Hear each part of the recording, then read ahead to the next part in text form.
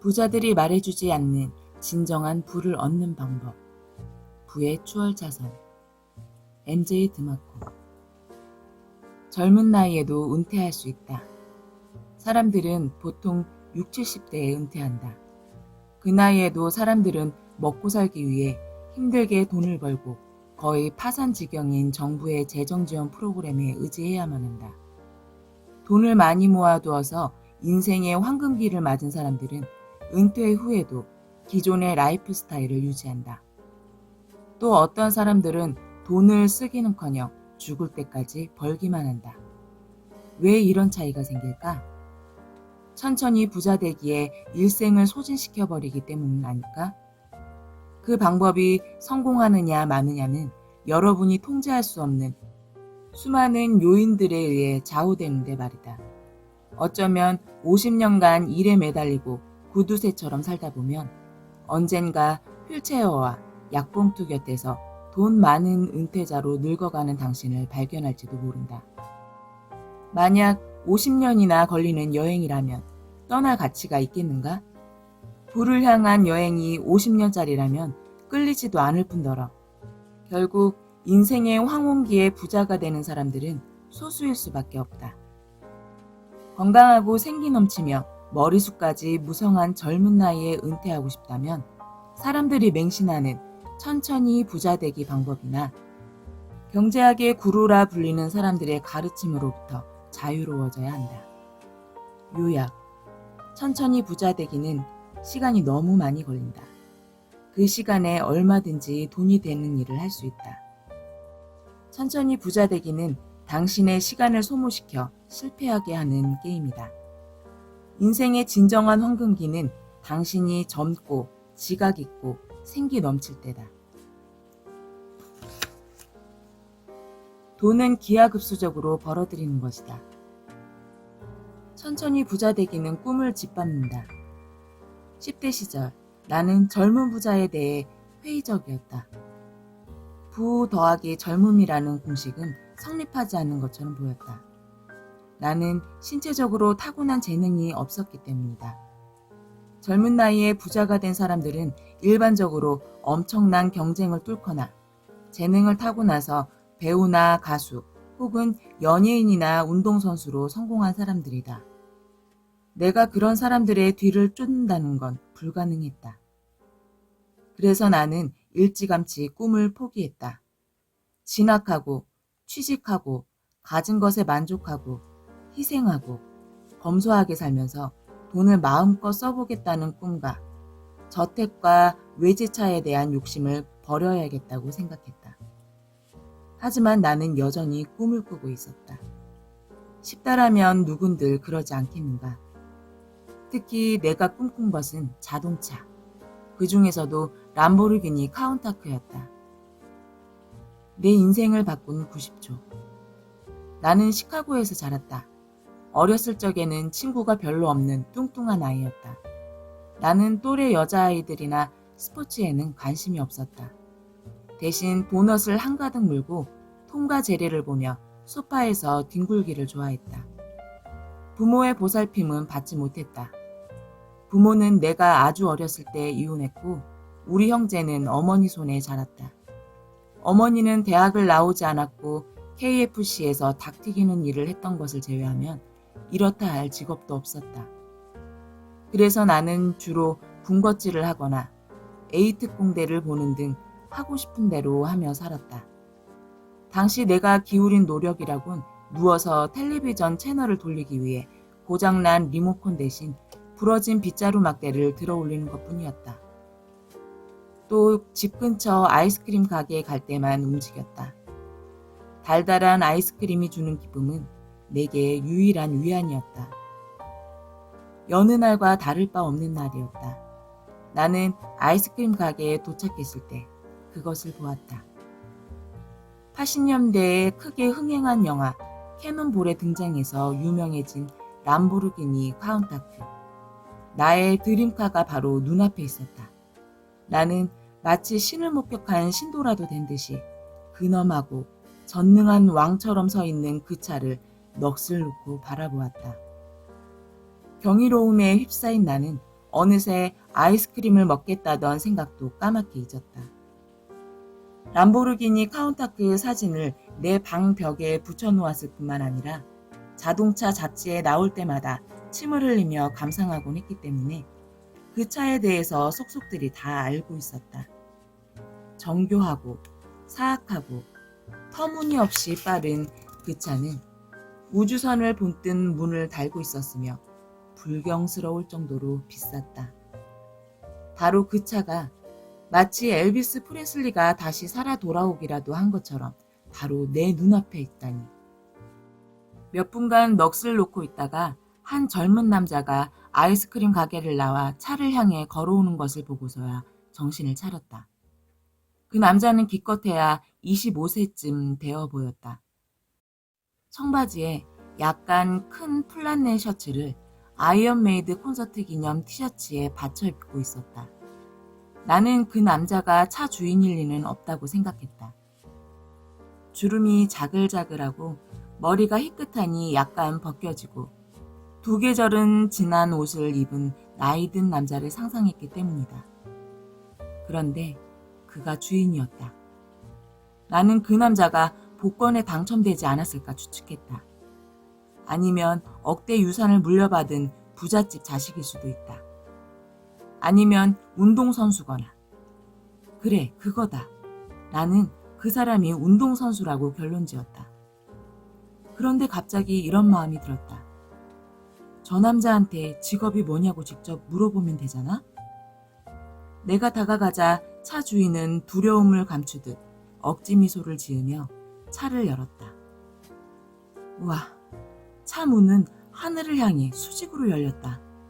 나는 그런 식으로 문이 열리는 차쯤은 익숙하다는 듯이 침착해 보이려고 노력했다. 저기 실례합니다만 나는 그 남자가 나를 무시하지 않길 바라면서 떨리는 목소리로 물었다. 직업이 뭔지 여쭤도 될까요? 내가 10대 불량 청소년이 아니라는 사실에 안심하면서 그 남자는 친절하게 대답했다. 발명가란다. 예상을 빗나간 대답이었다. 나는 너무나 당황해서 그 다음에 물어보려던 질문을 잊지 못하고 어찌할 바를 몰랐다. 젊은 람보르기니 주인은 운전석에 앉아 차 문을 닫고 시동을 걸었다. 인기와 재능은 필요 없다. 그날을 특별하게 만든 건 무엇이었을까? 나는 바로 그날 추월차선과 새로운 진실을 발견했다. 사건의 계기가 되었던 군것질은 그날로 끊었다. 나는 새로운 꿈을 품은 채 집으로 돌아갔다. 나는 운동도, 노래도, 연기도 못했지만 인기나 재능 없이도 부자가 될 수 있었다. 람보르기니를 마주친 순간은 90여 초밖에 되지 않았지만 그 순간은 내 인생을 새로운 믿음과 삶의 방향, 그리고 선택으로 채워지게 만들었다. 나는 언젠가 람보르기니의 주인이 되겠다고, 그것도 젊은 나이에 되겠다고 결심했다. 나는 그 차를 직접 사야만 했다. 그래서 나는 부러진 빗자루 막대를 내려놓고 살을 빼기 시작했다. 책의 지은이인 MJ 드마코는 이 사건을 통해 부자의 개념이 바뀌었습니다. 은퇴할 때까지 일하지 않아도 젊은 나이에 부자가 될 수 있는 방법들을 찾기 시작했죠. 나는 대학을 졸업하자마자 젊은 부자가 될 거라고 생각했다. 하지만 얼마나 많은 장애물과 우회로 그리고 실수들이 내 길을 가로막을지 미처 알지 못했다. 쥐꼬리만한 돈과 거지 같은 일보다 더 끔찍했던 것은 바로 시간이었다. 대부분의 일은 동이 트기 전 새벽 3시나 4시에 출근해야 했다. 나는 5년의 대학 교육을 마치고 졸업까지 했지만 막노동꾼과 다름없이 살고 있었다. 반면 내 친구들은 직장에서 잘 나가고 있었다. 연봉은 매년 4%씩 인상되었고 머스탱이나 어큐라에서 차를 뽑았으며 30평형짜리 타운하우스를 샀다. 사회가 미리 정해놓은 인생을 살면서 만족스러운 듯했다. 내 친구들은 평범했고 나는 그렇지 못했다. 26세에 우울증이 찾아왔다. 그 후 줄줄이 사업에 실패하고 한심한 아르바이트로 근근히 살아가야 했다. 깨달음의 순간. 어느 어둡고 추운 밤, 하루 종일 리무진을 운전하고 피곤에 지쳐 돌아오는 길이었다. 신발은 눈에 파묻혀 온통 축축했다. 2시간 전에 먹은 아스피린은 편두통에 아무런 효과가 없었다. 한시라도 빨리 집에 가고 싶었지만 눈폭풍 때문에 집에 가는 길이 막혀버려 그럴 수도 없었다. 일단 길가에 차를 댔다. 눈이 녹으면서 발가락부터 다리까지 추위가 엄습했다. 리무진을 공원에 세우고 나서 눈 내리는 소리뿐인 지독한 정적 속에서 나는 내가 얼마나 겨울을 싫어하는지 새삼 느꼈다. 내가 도대체 뭘 하고 있는 거야? 내 인생은 결국 이런 거였어? 거부할 수 없는 생각이 머릿속을 채웠다. 이런 식으로는 하루도 더 살 수 없다는 깨달음이었다. 변화를 결심하다. 나는 혹독한 겨울밤의 깨달음을 즉시 행동으로 옮겼다. 나는 바뀌기로 결심했다. 변화 불가능하다고 여겼던 주변 환경은 변화시키기로 결심했다. 나는 새로운 장소에 정착하기로 결심했다. 어디로 가야 할지는 몰랐지만 어디든 상관없었다. 그 즉시 나는 힘이 솟는 것을 느꼈다. 변하겠다는 결심은 빠른 속도로 나의 한심한 인생을 희망과 약간의 행복으로 채우기 시작했다. 내가 했던 실패들은 잊히고 새로 태어난 듯한 느낌이었다. 갑자기 막다른 길인 줄 알았던 그 길이 꿈을 향해 뻗어나가고 있었다. 단순히 몸을 움직여야 한다는 깨달음이 아니라 내 인생은 내 스스로가 통제하고 선택해야 한다는 깨달음 때문이었다.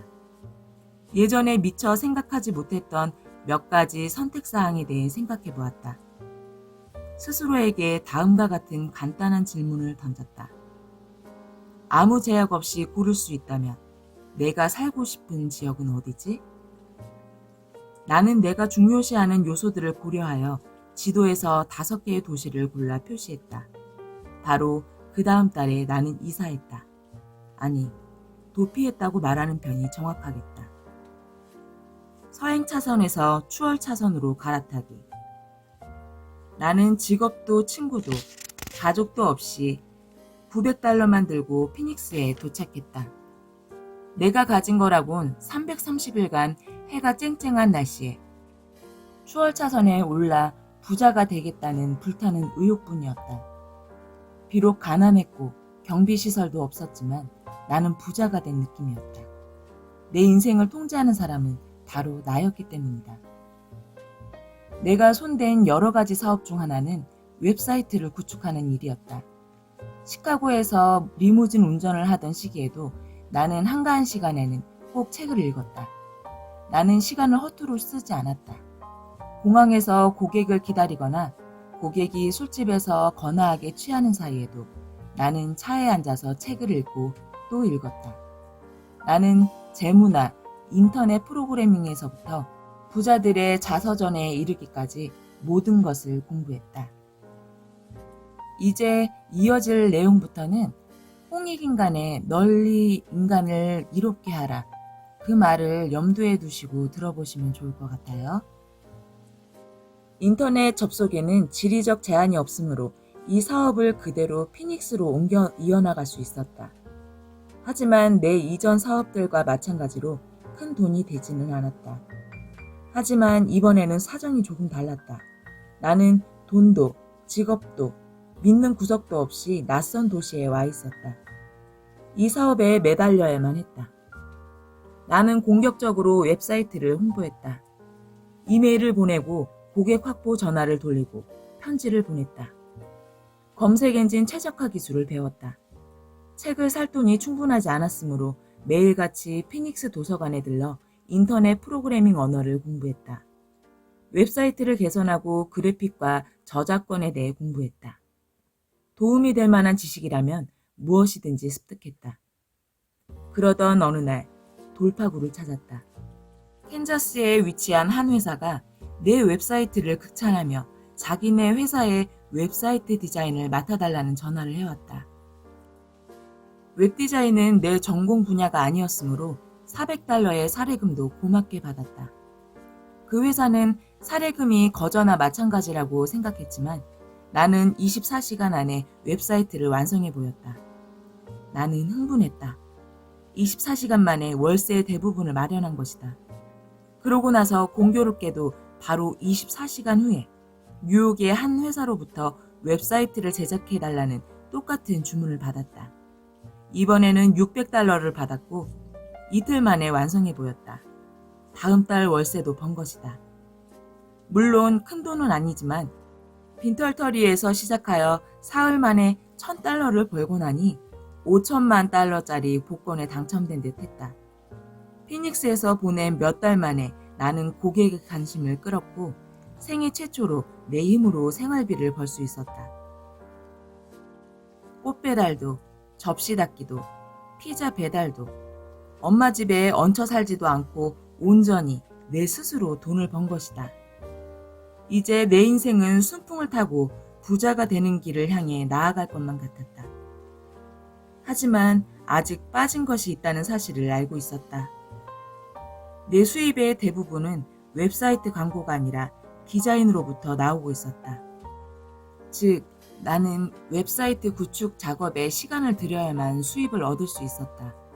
웹사이트 구축 의뢰가 많으면 많을수록 더 많은 시간을 일해야 한다는 사실을 의미했을 뿐더러 일을 멈추면 수입 역시 없을 터였다. 나는 돈을 받고 내 시간을 팔고 있었다. 새로운 부의 방정식은 부를 가속화한다. 겨울에 시카고에서 친구가 찾아왔다. 친구에게 웹 디렉토리를 보여주자 서비스 이용자 수를 보고 깜짝 놀라했다. 전 세계에서 리무진 가격을 묻는 사람들이 매 분마다 나의 웹사이트로 몰려왔기 때문이다. 보스턴에서 우스터로 가는 리무진 비용이 얼마인가요? JFK 공항에서 맨해튼까지 얼마죠? 받은 메일함에는 450개의 새로운 편지가 들어와 있었다. 편지함을 비우고 10분이 지나자 또 다른 메일 30개가 채워졌다. 이메일이 쉬지 않고 쏟아져 들어왔다. 친구는 야, 이 이메일을 다 돈으로 좀 바꿔봐 라고 말했다. 어떻게? 어떻게 하면 사람들의 요구를 만족시킬 수 있을까?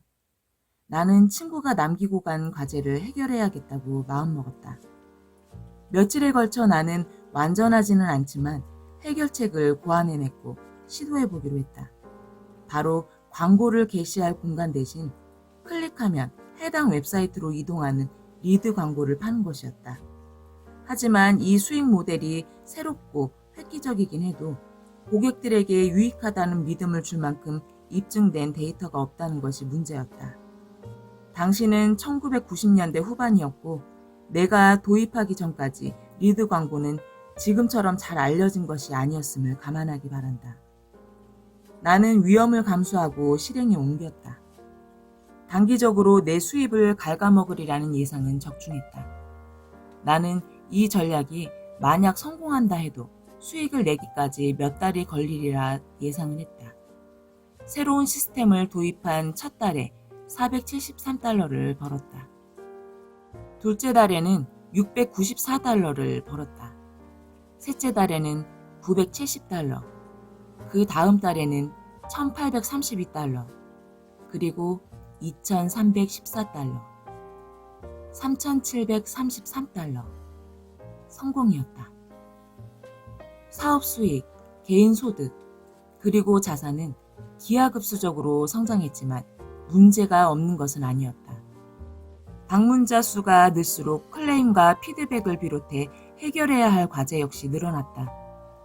시스템은 고객의 제안을 그대로 받아들여 개선했다. 며칠 만에 혹은 몇 시간 만에 고객의 아이디어를 시스템으로 구현해냈다. 또 나는 몇 분 안에 늦어도 1시간 안에 고객의 이메일에 응답하는 것으로 유명했다. 나는 고객들로부터 믿음을 얻는 방법을 배웠고 사업은 번창해 갔다. 일하는 시간은 점점 길어지고 힘겨워졌다. 40시간을 일한 주는 오히려 휴가에 가까웠다. 주당 평균 60시간씩 일했다. 주중과 주말에 경계가 없어졌다. 새로 사귄 친구들이 술도 마시고 파티도 즐기며 노는 동안 나는 작은 아파트에 쭈그리고 앉아 코드를 짜고 있었다. 나는 오늘이 목요일인지 토요일인지도 몰랐고 그래도 상관없었다. 진짜로 일에 푹 빠져들면 일이 아니라 놀이를 하고 있다고 느끼게 된다. 나는 일이 아니라 열정에 시간을 쏟았다. 내가 만든 시스템을 사용하는 사람이 수천 명을 넘었고 그럴수록 나는 더 일에 빠져들었다. 나는 고객들이 작성한 추천글을 한데 모으기 시작했다. 덕분에 제 사업이 10배 성장했습니다.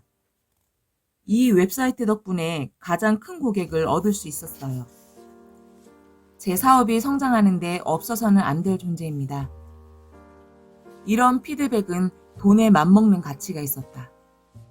아직 수중에 돈이 넘쳐나지는 않았지만 나는 부자가 된 기분이었다. 부자가 되는 신기루에 속다. 2000년에 접어들자 새로운 종류의 문의 전화가 걸려오기 시작했다. 이제 막 사업을 시작하려는 정보기술 업체 몇 군데에서 회사를 팔 생각이 있는지 물어왔다. 그 해는 닷컴 열풍이 최고조에 달했었다.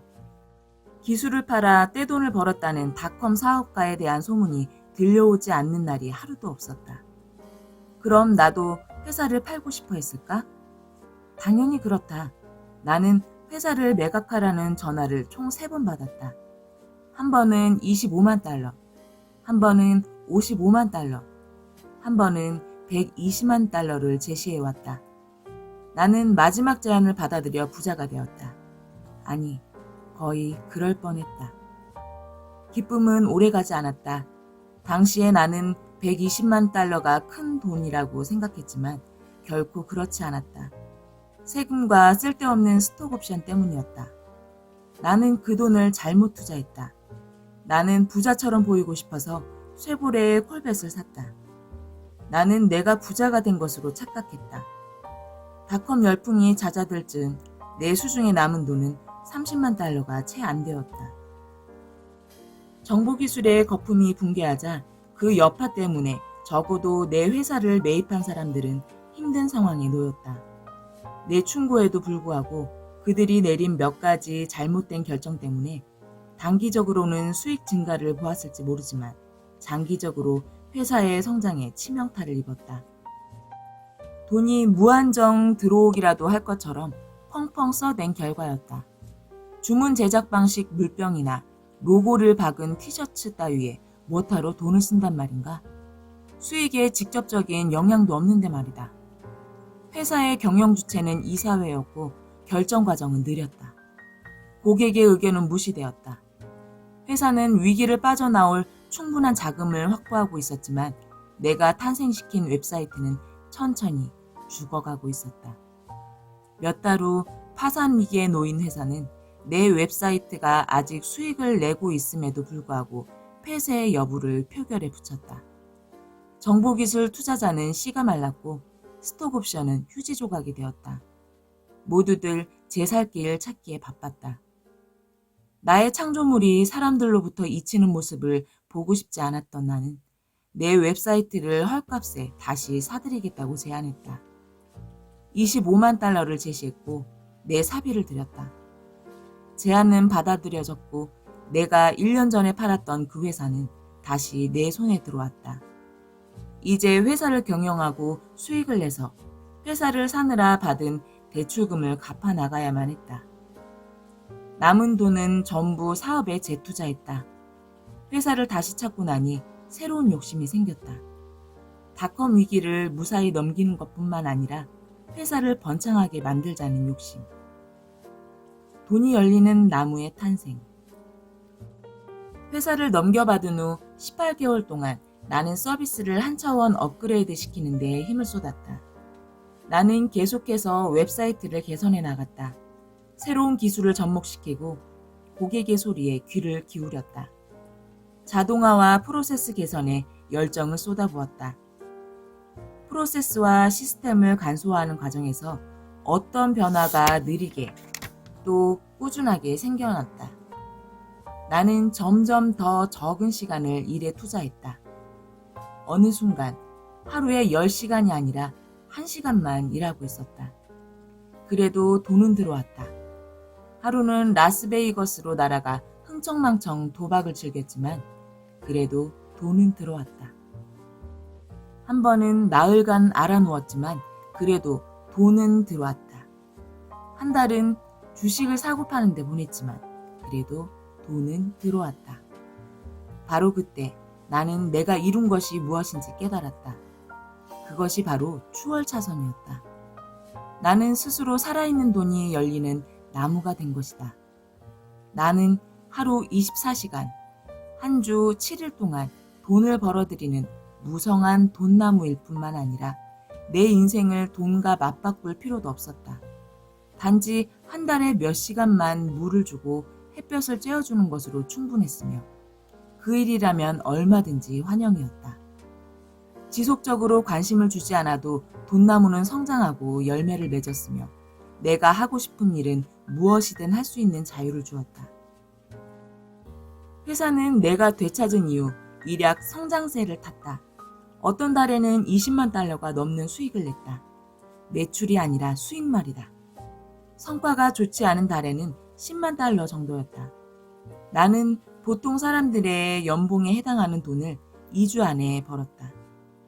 돈은 쏟아져 들어왔고 나는 사람들의 레이더망에 걸리지 않도록 낮게 날아다니며 유명세를 피했다. 한 달에 20만 달러를 번다면 인생이 어떻게 바뀔 것 같은가? 어떤 차를 탈 것인가? 어떤 집에 살 것인가? 어떤 휴가를 떠날 것인가? 자녀를 어떤 학교에 보낼 것인가? 이 정도의 수입을 올릴 수 있으면 당신은 바로 백만장자의 지위를 누리게 된다. 나는 33세에 수백만 장자가 되었다. 나의 첫 번째 람보르기니를 뽑던 날, 10대에 내가 품었던 꿈은 실현이 되었다. 과거에 그 남자에게 주저하며 던졌던 질문을 이제는 거의 매주 내가 받고 있다. 그리고 과거에 내가 그렇게도 듣고 싶었던 바로 그 답을 줄 수 있다. 2007년 나는 회사를 다시 매각하기로 결정했다. 은퇴하고 내가 꿈꿔온 가장 자유분방한 꿈. 그러니까 책이나 영화 시나리오를 쓰는 일에 대해 생각해 볼 때였다. 이번에는 330만 달러에서 790만 달러에 이르기까지 다양한 제안이 들어왔다. 이미 짧은 기간에 수백만 달러를 계속해서 벌어들이고 난 후였다. 나는 현금으로만 지불하겠다는 제안을 수락했고 내 인생은 또다시 추월차선에 들어섰다. 단 10분이 걸렸을 뿐이다. 수백만 달러에 이르는 6장의 수표를 현금으로 바꿔 손에 쥐는 데 걸린 시간이 바로 그 10분이었다. 요약. 인기와 타고난 재능은 부의 필요 조건이 아니다. 빠르게 돈을 번다는 것은 차근차근 모으는 것이 아니라 기하급수적으로 벌어들이는 것이다. 변화는 순간적으로 일어날 수 있다. 여기까지 들어보시니까 어때요? 제가 말씀드린 대로 홍익인간의 인간을 널리 이롭게 하라. 그 정신과 좀 맥락을 같이 하는 부분들이 많지요? 계속 읽어드리겠습니다. 20세 청년이 자신이 세운 인터넷 회사를 3천만 달러에 팔았다는 소식이 알려지기 시작하면 여러분은 블로그 따위로 그 이야기를 접한다. 그런 사건은 곧 사람들의 입에 오르내리며 부러움을 산다. 하지만 여러분은 그 청년이 얼마나 오랜 시간을 코딩과 씨름하며 보내야만 했는지 그 과정에 대해서는 듣지 못한다. 그 청년이 창고에서 일하며 보낸 춥고 어두운 나날에 대해. 부자가 되는 공식. 여기서 책의 지은이는 부자가 되는 과정들을 자동차를 타고 가는 긴 여정으로 비유하며 글을 썼어요. 읽어드릴게요.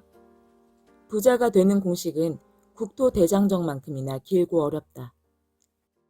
성공하려면 부를 향한 여정에 집중하고 목적지가 아닌 여정 자체를 위한 도구를 준비해야 한다.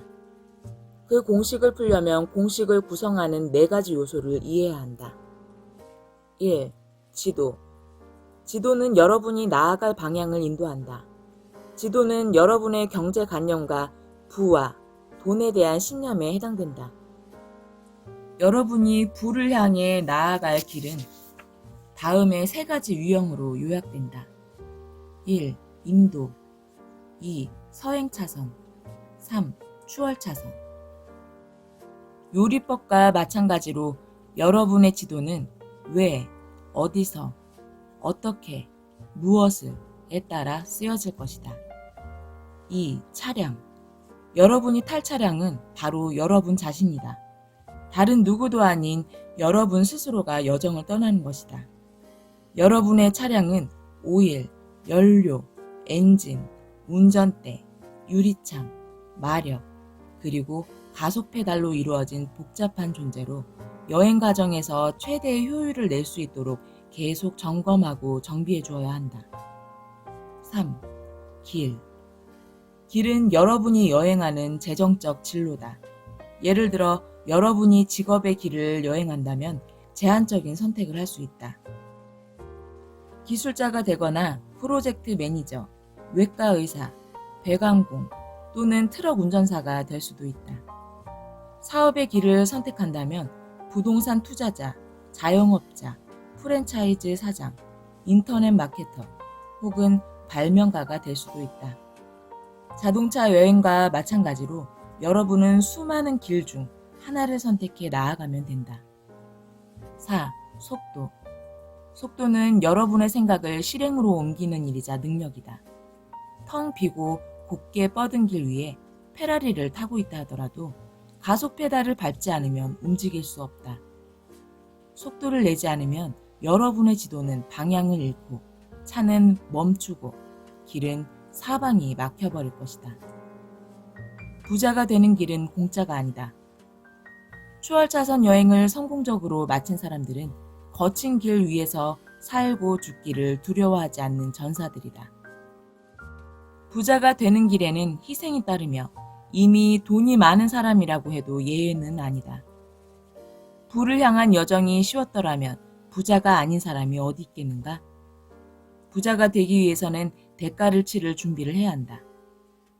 위험과 희생을 각오해야 한다. 길 곳곳의 요철을 대비해야 한다. 구덩이에 바퀴가 빠지면 당신의 성공 스토리가 다듬어지는 과정이라고 생각하라. 추월차선을 여행하는 과정에는 반드시 희생이 따르며 소수의 사람만이 그 과정을 견뎌낸다. 요약. 부는 부분적인 요소가 아니라 하나의 공식이다. 과정이 부자를 만든다. 사건은 과정의 결과물일 뿐이다. 부자가 되는 길에는 위험과 희생이 따른다. 그 과정을 견뎌내는 소수만이 부자가 될 수 있다. 부를 향한 재무지도 3가지. 부를 위한 나침반. 당신이 어디로 향하고 있는지 모른다면 어떻게 그곳에 도착했는지 알 수 있겠는가? 목적지가 확실하지 않으면 분명히 그곳에 도착할 수 없을 뿐더러 원하지 않는 곳에 다다르게 될 것이다. 부는 다트판이 아니라 지도를 보고 찾아야 한다. 자수성가한 부자들은 우연히 부자가 되지 않았다. 가난해질 때도 우연히 가난해지지 않는 것과 마찬가지다. 돈을 버는 것도, 읽는 것도 여러분이 선택한 지도와 여러분이 취한 행동의 직접적인 결과다. 여러분이 선택한 지도는 부를 향한 과정을 결정짓는, 곧 부를 향한 여정에 사용될 첫 번째 도구다. 부를 향한 재무지도 3가지. 부자가 되는 과정을 설계하는 일은 여러분이 현재 지니고 있는 재무지도와 대안들을 살펴보는 것으로부터 시작된다. 재무지도에는 3가지가 있다. 인도로 가는 지도, 서행차선으로 가는 지도, 추월차선으로 가는 지도. 이 3가지 지도의 이면에는 모두 심리학, 즉 각각의 지도에 따라 행동을 지시하는 신념체계가 작용한다. 더 중요한 것은 각각의 지도가 수학적 부의 공식에 의해 좌우되는 가치관의 영향 아래에 있다는 것이다. 어떤 지도를 선택하든지 부에 대한 가치관은 각각의 지도가 지닌 부의 방정식을 따르게 될 것이다. 게다가 각각의 지도는 특정 목적지를 향하고 있다. 각각이 가리키는 방향은 다음과 같다. 인도, 가난. 서행차선, 평범한 삶. 추월차선, 부. 어떤 재무지도를 선택하든지 그 지도가 내포하고 있는 목적지인 진정한 본질로 여러분을 안내할 것이다. 진정한 본질이란 무엇인가? 만약 블랙잭 게임에서 15연승을 거두고 있다면 여러분은 무작위성의 진정한 본질을 해치고 있는 것이다. 무작위성이 자연스럽게 작용하는 상황이라면 15연승과 같은 사건은 발생하지 않는다. 만약 야생 아프리카 사자가 라스베이거스의 마술쇼 무대에 서도록 훈련받았다면 사자의 진정한 본질은 침해당한 것이다. 사자는 야성을 유지하고 사냥하고 죽이고 짝짓기를 해야 자연스럽다. 사자는 자연스러운 자신의 본질을 되찾고 싶어 하기 때문에 종종 마술사들의 머리를 물어 뜯어버리곤 한다. 진정한 본질의 법칙을 거스르려면 특별한 노력이 필요하다. 이와 마찬가지로 각각의 지도는 여러분을 가난, 평범한 삶 또는 부로 안내하는 진정한 본질을 갖는다.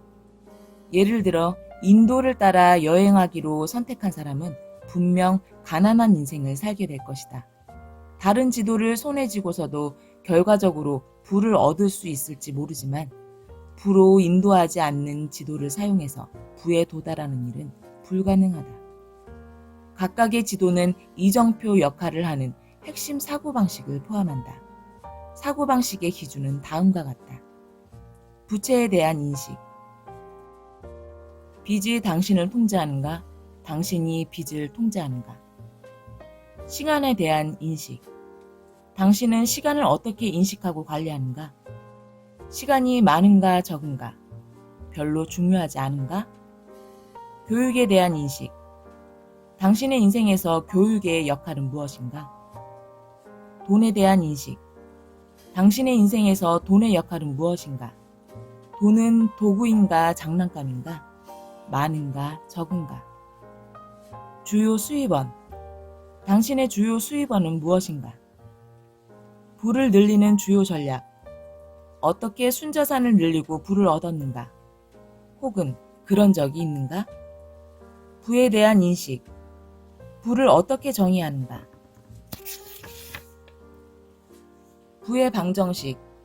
부를 얻기 위한 수학적 계획은 어떻게 되는가?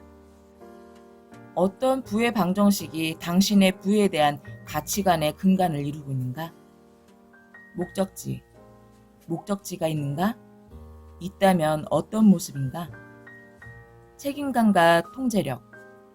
당신은 자신의 삶과 재무 계획을 통제하고 있는가? 삶에 대한 인식. 인생을 어떻게 살아가고 있는가? 미래를 계획하는가? 내일을 위해 오늘을 희생하는가? 아니면 오늘을 위해 내일을 희생하는가? 지도는 가치관에 따라 만들어진다. 각각의 지도는 부의 방정식이라는 특정 수학적 공식의 영향 아래 있다. 이 공식은 당신이 얼마나 빠른 기간 안에 부자가 될 수 있을지 결정한다. 아인슈타인의 E는 mc제곱 공식처럼 물리학이 이 세상을 지배하듯이 각각의 공식은 여러분이 지닌 부의 가치관을 지배한다. 그리고 물리학을 수학의 절대적 규칙과 떼놓고 생각할 수 없듯이 부의 방정식도 마찬가지다. 부의 가속도는 여러분이 선택한 지도의 가치관을 바탕으로 진화할 뿐만 아니라 재무계획이 가속도를 받느냐 멈추느냐를 결정짓는 가치관으로부터 자유로울 수 없다. 각각 고유의 속도와 규칙, 법칙을 지닌 철도 노선을 떠올려보라. 여러분은 시속 20m까지만 허용되는 노선에도 아니면 시속 200m의 노선에도 올라탈 수 있다. 현재 재정 상황이 불만족스럽다면 지도를 바꿈으로써 여러분의 가치관도 바꾸면 된다. 하지만 우선 각각의 지도에 대해 이해해야 한다. 인도로 가는 지도. 대부분의 사람들은 일생 인도를 안내하는 지도를 보고 인도를 따라 걷는다. 인도는 유쾌한 오늘을 위해 보다 나은 내일을 포기하겠다는 계약과 같다. 인도를 걷는 사람은 누구인가? 인도를 걷는 사람에게는 재무적 목적지가 존재하지 않는다. 그들의 계획은 계획을 세우지 않는 거다. 여분의 돈이 생기면 그 즉시 새로 나온 기기나 여행, 새 차, 옷이나 가방, 아니면 새로 유행하는 제품을 사는 데 다 써버린다. 이들은 쾌락과 이미지, 그리고 채워지지 않는 일시적인 욕구 때문에 라이프 스타일의 노예로 살아간다. 욕구와 구매의 사이클은 시간이 갈수록 더 빠른 속도로 회전하면서 이들의 어깨에 더 무거운 짐을 지우고 결국 평생을 직업 또는 사업의 노예로 살게 만든다.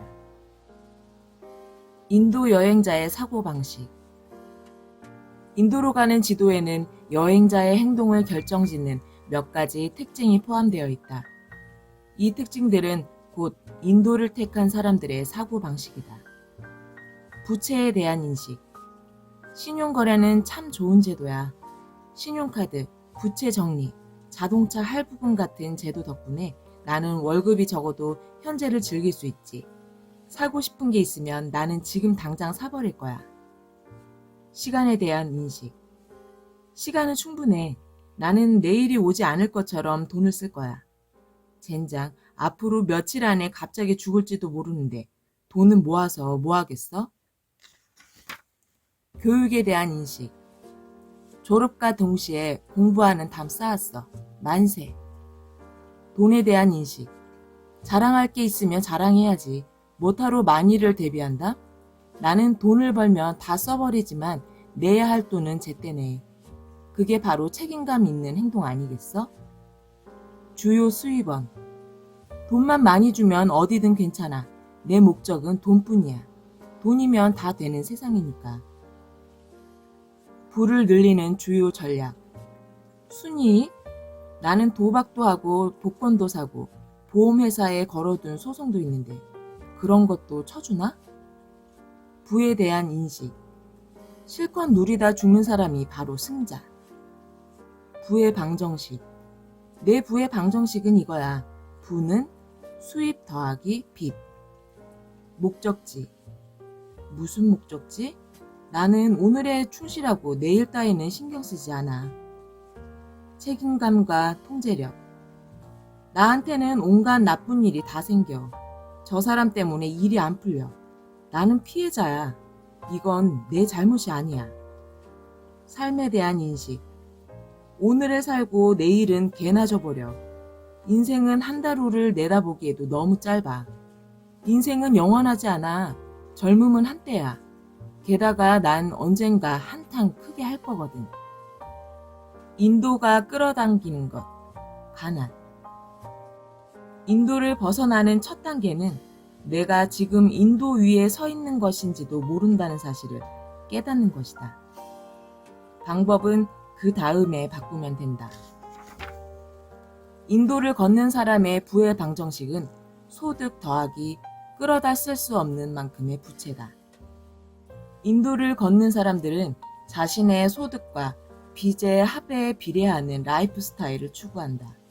이들은 주택담보대출이나 집세, 공과금, 신용카드 할부금 때문에 스트레스를 받는다. 당장의 즐거움만 보고 미래를 생각하지 않은 결과다. 추월차선 포럼 회원 중 하나가 금융기관에서 일하는 친구에게 들은 일화를 웹사이트에 올린 적이 있다. 이름을 대면 알만한 유명한 래퍼 A군이 6만 달러 대출 신청을 거절당했다고 하네요. 대출 신청서에 쓴 한 달 소득이 40만 달러였는데 말이죠. 과거에 앨범 2개가 히트를 치긴 했지만 파산하게 될 것 같다고 합니다. 신용 점수도 매우 안 좋다고 하네요. 아무리 성공한 사람이라도 돈과 신용관리 능력만큼 중요한 게 없다는 걸 다시 한번 느꼈습니다. 고소득의 인도 여행자들은 돈을 많이 벌고 명품 옷이나 장신구를 사고 소득에 걸맞은 취미생활을 즐긴다. 예를 들어 이들은 한 달에 2만 달러를 번다고 하면 한 벌에 300달러짜리 청바지를 사는 것쯤은 당연하다고 여긴다. 문제는 바로 이들이 가난한 인도 여행자와 마찬가지로 한 달 소득 이상을 전부 써버리기 전까지는 좀처럼 만족을 모른다는 것이다. 돈을 관리하는 방법을 배우는 데 있어서 소득은 중요하지 않다. 돈 관리법을 모르면 인도 위의 삶을 벗어날 수 없다. 그 삶을 지속하느냐, 벗어나느냐는 당신이 소득이 얼마고 차가 무엇인지와는 별개의 문제다. 요약. 인도 여행의 1등석은 아무런 재무 계획이 없는 사람에게 주어진다. 인도로 가는 길은 시간과 돈의 부족으로 이어진다. 미숙한 돈 관리 능력을 더 많은 돈으로 해결하는 것은 불가능하다. 부자가 될 수는 있지만 인도에서 벗어날 수는 없다. 부가 소득과 빚의 합으로 정의된다면 그 부는 실체가 없는 환상이다. 미숙한 돈 관리 능력은 도박과 같다. 결국 잃는 쪽은 당신이다. 절약만으로는 절대 부자가 될 수 없다. 다음 출구, 평범한 인생행 서행차선. 앞장에서 우리는 인도를 걷는 사람들은 아무런 재무 계획도 없고 단지 즉각적인 만족과 즐거움만을 추구한다는 것을 이야기했다. 인도가 오늘의 만족을 위해 내일을 저당 잡히는 만성적인 라이프 스타일이라고 한다면 서행차선은 그 반대다. 보다 밝고 자유로운 내일에 대한 희망 때문에 오늘을 희생하기 때문이다. 서행차선 여행자라면 거래의 규칙에 대해 역설하는 몇 가지 원칙은 꿰고 있을 것이다. 취직해서 아무리 힘들어도 한 주에 5일은 꼬박꼬박 출근하라. 점심은 도시락을 싸갖고 다니고 한 잔에 10달러씩 하는 커피는 그만 마셔라. 월급의 10%는 주식과 퇴직연금에 투자하라. 살 능력도 없는 스포츠카는 그만 생각해라. 65세 정년을 맞을 때까지 인생의 즐거움을 미뤄라. 저축하고 또 저축해라. 복리의 힘은 위대하다. 지금 투자한 1만 달러가 50년 후면 엄청나게 불어나 있을 것이다. 놀랍게도 서행차선은 인도를 걷는 사람들에게 어른스러운 책임감이 더해질 때 가장 쉽게 갈아탈 수 있는 노선이다. 인도를 걷는 사람들은 가정을 이루거나 빚이 점차 늘거나 미래에 대한 기대와 현실 간의 괴리를 느끼는 등 보다 많은 책임을 떠안게 되면 보다 책임감 있어 보이는 노선으로 전환을 깨한다. 믿을 만한 전문가들이 추천하는 서행차선으로 갈아타는 것이다. 무절제한 행동이 인도의 대표적인 성질이라면 서행차선의 재무계획은 책임과 의무라는 부의 방정식으로 설명할 수 있다. 그러나 불행하게도 서행차선에 들어서는 것은 길 잃은 운전자가 주유소에서 길을 물었는데 잘못된 길을 알려주는 상황과 같다. 한 가지, 길을 가르쳐주는 사람이 낯선이가 아니라 여러분이 신뢰하는 사람이라는 점만 빼면 말이다.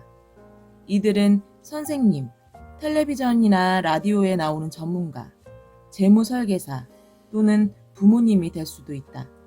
이들의 조언으로 인해 서행차선의 전략은 더욱 절대적인 것처럼 받아들여진다.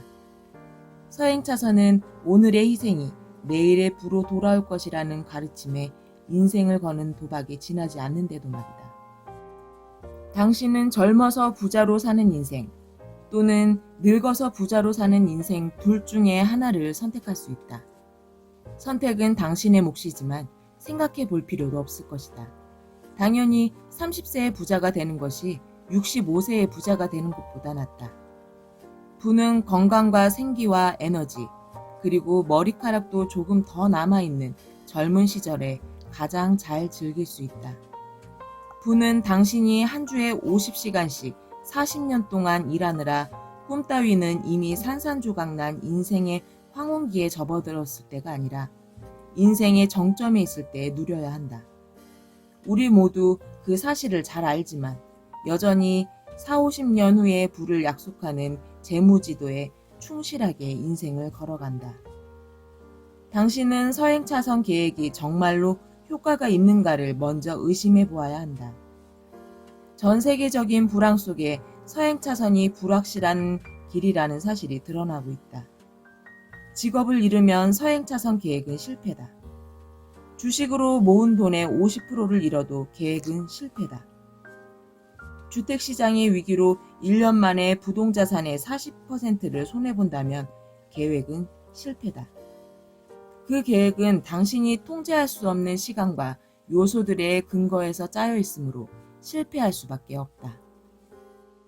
그런데도 수백만 명의 사람들이 그 계획을 믿고 수십 년간 충실하게 번 돈을 투자하고서 결국 불편한 진실을 마주한다. 서행차선 계획은 한마디로 위험하고 부실하다. 당신의 인생과 꿈을 희생양으로 요구하는 전략이라면 틀림없이 지는 게임이다. 서행차선 전략은 당신이 평생 살고 평생 돈을 벌 수 있을 것을 가정한다. 서행차선 여행자의 사고방식. 서행차선 여행자들은 믿을 만한 출처로부터 수집한 확고한 사고방식을 지니고 있다. 부모님은 대학에 가고 졸업하고 취직을 하라고 말씀하신다. 베스트셀러 작가 데이비드는 비싼 카페라떼는 그만 마셔라 라고 말한다. 수지는 퇴직연금 계좌를 개설하고 월급의 10%씩 저축하라고 말한다. 램지는 작은 부채부터 청산하라고 말한다. 이 모든 충고들이 모여 서행차선 여행자의 사고방식을 형성하고 일생을 걸고 부를 향한 여정을 시작하게 만든다. 부채에 대한 인식. 빚은 악마야. 평생 초과 근무를 하게 되더라도 반드시 쫓아버려야 하는 존재지. 시간에 대한 인식. 시간은 충분해. 나는 기꺼이 내 시간을 돈과 바꿀 거야. 더 많이 일할수록 더 빨리 빚도 갚고 65세에 은퇴할 돈을 모을 수도 있겠지. 교육에 대한 인식. 교육은 중요해. 더 높은 연봉을 받을 수 있거든. 돈에 대한 인식. 돈은 귀해. 한 푼이라도 계획적으로 쓰고 아껴야 해. 65세에 큰 돈을 지고 은퇴하려면 힘들게 번 돈을 함부로 써버리면 안 되지. 주요 수입원. 내 직업이 수입의 유일한 원천이야. 부를 늘리는 주요 전략. 복리의 힘은 위대해.